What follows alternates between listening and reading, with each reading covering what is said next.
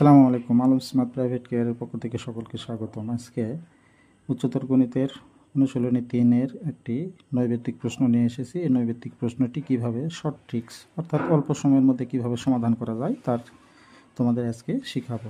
তাহলে দেখি বন্ধুরা, এখানে কোনো সমকোণী ত্রিভুজের অতিভুজ 9 সেন্টিমিটার হলে ত্রিভুজটির মধ্যমাত্রার বর্গের সমষ্টি নিচের কোনটি? তো এরকম ধরনের কোশ্চেন যদি আমাদের নৈবেত্তিকের মধ্যে যদি আসে, তাহলে এটা আমরা 5 থেকে 10 সেকেন্ডের মধ্যে কিভাবে করতে পারি সেটা আজকে তোমাদের দেখাবো। তাহলে এখানে অতিভুজ কত দেওয়া আছে বন্ধুরা? এখানে দেওয়া আছে হলো 9। তাহলে 9-এর কী করব আমরা? বর্গ করব। 9-এর বর্গ করলে কত হয়? 9 81। এখন আমরা কি করব? এই 81কে 2 দ্বারা ভাগ করব। 2 দ্বারা ভাগ করলে কত হয় বন্ধুরা? এখানে 40 দশমিক কত হবে? অবশ্যই 5 হবে। এখন আমরা কি করব? এই দুটো আমরা যোগ করে দিব। 81 আর 40.5 যদি আমরা যোগ করে দিই, তাহলে আমরা কত পাবো?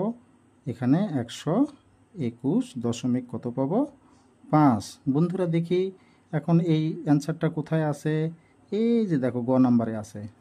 তাহলে নিশ্চয়ই তোমরা এই নৈবেত্তিকটি বুঝতে পেরেছো। যদি বুঝতে পেরে থাকো তাহলে অবশ্যই কমেন্টে জানাবে। তাহলে পরবর্তীতে তার সমাধান করে দেওয়ার জন্য চেষ্টা করব আবারও। আজকের মতো এই পর্যন্ত। যদি তোমাদের এই ভিডিওটি ভালো লেগে থাকে এবং এখান থেকে নতুন কিছু শিখে থাকো, তাহলে অবশ্যই বন্ধুদের মাঝে শেয়ার করতে ভুলবে না।